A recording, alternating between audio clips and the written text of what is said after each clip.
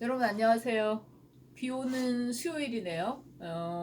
약간 뭔가 이렇게 구도가 달라 보이는데요. 그런 이유가 당연히 있죠.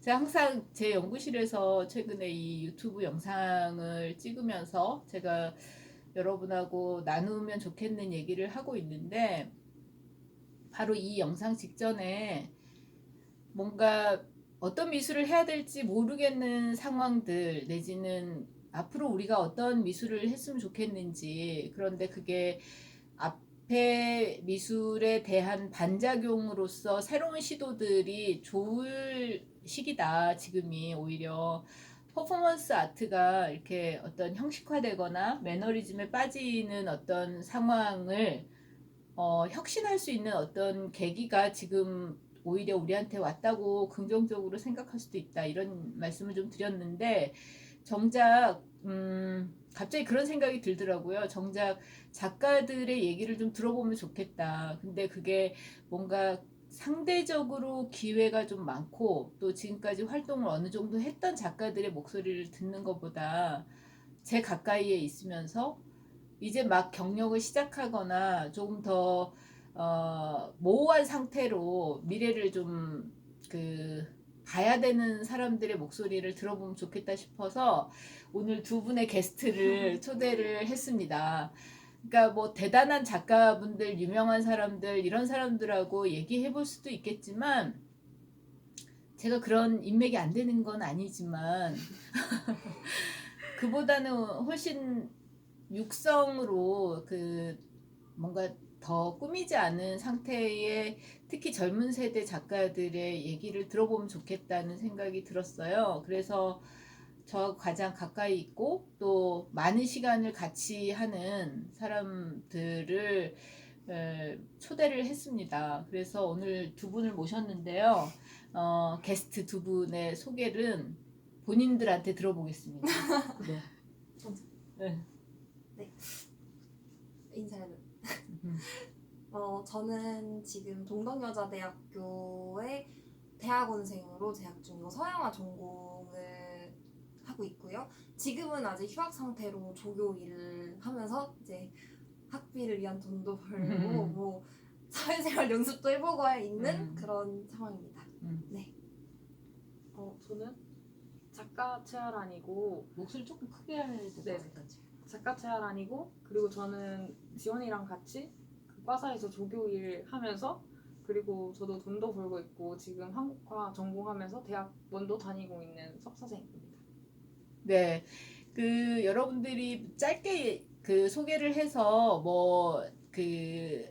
가늠이 잘 안 될 수도 있지만, 제가 재직하고 있는 동덕여자대학교 예술대학 회학과에 두 분은 조교고요. 현직 조교고, 조교지만 대학원 재학 중인데, 한 사람은 지금 그 좀 더 이렇게 일을 많이 해야 되는 조교여서 쉽게 얘기하면 휴학 상태입니다. 근데 제가 이 사람들의 1학년 때부터 가르쳤던, 그래서 어떻게 보면 지난 5년을 다 알고 있는, 그리고 그 1학년 어린 전공 시작하는 학생이었던 시점부터 대학원으로 이제 진학을 해서 본격적으로 자기가 창작자로서 나아가겠다고 하는 그런 과정, 그리고 지금은 또 조교로서의 어떤 사무직 일을 하는 사람이기 때문에 작업으로부터는 좀 더 거리가 있는 상태.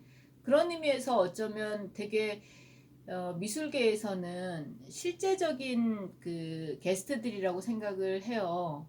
어쩌면 우리는 잘 모르는 사람들, 그리고 되게 특수한 작가분들을 중심으로 미술계가 굴러가고 있다는 생각을 하는데, 어쩌면 미술대학을 나온 지 얼마 안 되는 사람들이 대부분 이 미술계를 떠받치고 있는 어, 구체적 개인들이지 않은가, 이런 생각이 들어서요.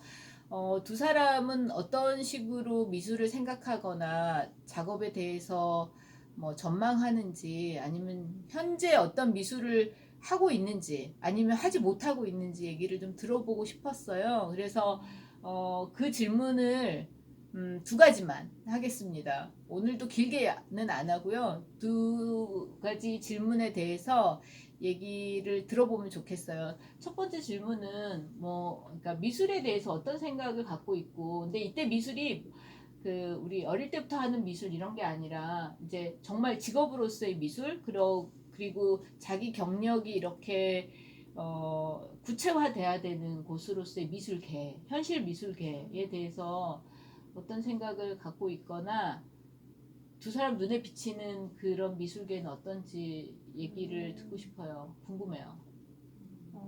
처음에 진짜 순수하게 그 말씀하셨던 것처럼 어릴 때의 미술의 느낌이랑 지금 이제 석사생도 되고 이제 사회인으로 나아가면서 이 미술의 느낌은 좀 진짜 달라진 것 같아요.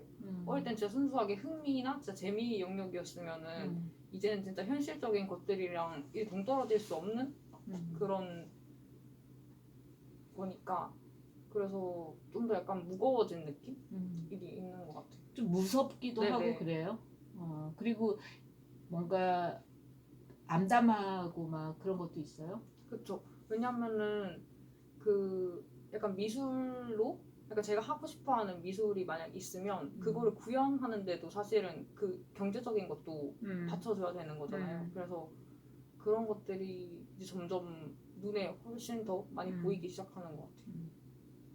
그건 좀 아이러니하긴 해요. 그러니까 직업으로서의 미술을 선택했다면 사실은 돈이나 경제적인 부분을 자기가 부담하면서 그 활동을 그 직업을 하겠다가 이상한 거잖아요. 그렇죠. 거기서 어떤 경제적 보상을 받을 수 있거나 아니면 자기가 그런 삶을 영위할 수 있을 만큼의 어떤 호환이 돼야 되는데 그게 안 되는 그런 부분 되게 모순이죠, 사실. 그죠?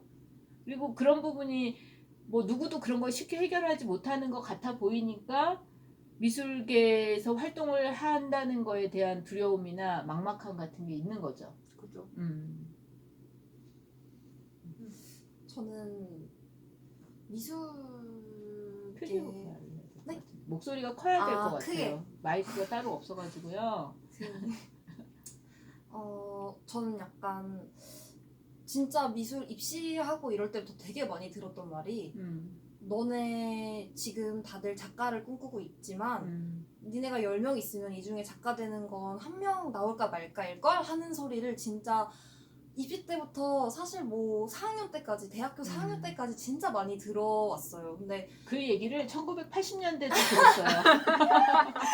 근데 이런 얘기를 너무 많이 듣다 보니까 이제 그러니까 어떤 희망적인 그런 게 생긴다기보다는 처음부터 약간 이렇게 딱 단정을 해놓고 이쪽 길은 성공하기 어렵겠구나라는 생각을 내가 작가를 꿈꾸면서 되게 많이 했던 것 같아요. 그래서 그런 생각을 하면서 혼자 딜레마가 많았어서 그러니까 내가 지금 미술을 하고 있는 게 너무 재밌고 난 너무 흥미롭고 이걸 다른 사람들도 봤으면 좋겠고 같이 향유했으면 좋겠는데 문제는 이제 그럴 수 있는 기회도 적을 뿐더러 너무 많은 경쟁자와 아까 아라 언니가 말한 것처럼 자본적인 것들 들어가는 것과 그런 현실적인 문제들이 너무 많으니까 굉장히 거의 무슨 조울증처럼 미술이라는 게 있으면 나를 되게 한없이 끌어올려주기도 하지만 진짜 현실로 돌아오면 나를 막 잡아 당기고 막 밑으로 계속 끌어당기는 그런 것 같아요.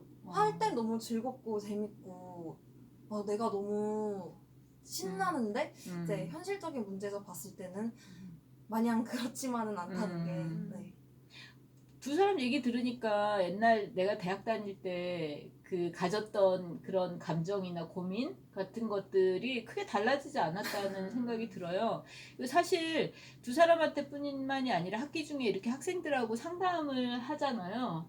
하면 특히 이제 4학년들하고 상담하면 교수님 제가 재능이 있을까요? 아니면 제가 이렇게 작가로 가는 것이 뭔가 이렇게 확실한 그 뭐라 그러지? 뭐 확실한 증표 같은 게 있으면 제가 작가를 할게요. 뭐 이런 얘기를 한단 말이에요. 사실 근데 그런 얘기를 할 때마다 나는 그런 증표가 있어가지고 여러분 작가의 길로 가는 게 아니라 작가로 가겠다라고 선택을 한 다음에 그거를 계속 자기가 증표로 만들어야 돼요 라고 얘기를 하거든. 재능도 마찬가지고 재능도 사실은 내가 재능이 있어서 미술가가 되겠다가 아니라 미술가로서 내가 뭔가를 계속 하면서 그 재능이 실현이 돼야 된다고 얘기는 해. 근데 말하면서도 사실 이 말이 얼마나 여러분한테 가 닿을까 회의적인 부분은 분명히 있어요. 왜냐면 나도 20대 초중반에 그런 얘기를 들었다면 그 말의 뜻을 잘 모를 것 같고 근데 이렇게 이제 50대가 되니까 아 그때 그런 얘기를 이렇게 들었다 이해를 했다면 정말 그 말이 맞다고 했을 것 같다 이런 게 있는 거예요. 그러니까 뭔가 약속된 재능이나 약속된 길이 있는 게 아니고 내가 가야지만 내가 해야지만 그게 약속이 실현되는 거더라고. 이 말도 너무 시적으로 들릴지도 모르겠지만 정말이야. 내가 해줄 수 있는 말은 그거밖에 없긴 해. 근데 여러분한테서 그 얘기 두 사람한테 그 얘기 들으면서 작가가 된다는 게 사실 되게 직접적이고 현실적인 일인데 그거에 대한 뭐랄까 구체적인 그 경로 아니면 뭐를 얼마큼만 하면은 이만큼 평가받고 그다음에 이거 이만큼 하면은 이렇게 이제 성공의 지표가 되고 이런 게 없으니까 훨씬 더 어렵다고 느끼는 모호하게 모호하고 네. 모호하게 느껴져. 예를 들면 회사 취직해가지고 뭐 대리 달고 맞아, 그다음에 맞아. 뭐 팀장 되고 뭐 이런 식의 거가 아니니까. 그렇죠. 근데 그거에 대한 답이 되는지는 모르겠지만 내가 그 생각하기에 그런 대리나 뭐 사원에서 대리되고 대리에서 뭐 차장되고 뭐 이러는 거와 비슷한 거는 뭐냐면 그러니까 지금 두 사람이 얘기했던 그런 불안함이라든가 모호한 상태 같은 것들을 해결하는 방법은 뭐가 하나 되는 거야. 그러니까 되게 선정적으로 얘기할 수도 있어. 솔직하게 얘기해서 뭐가 하나 되는 거야.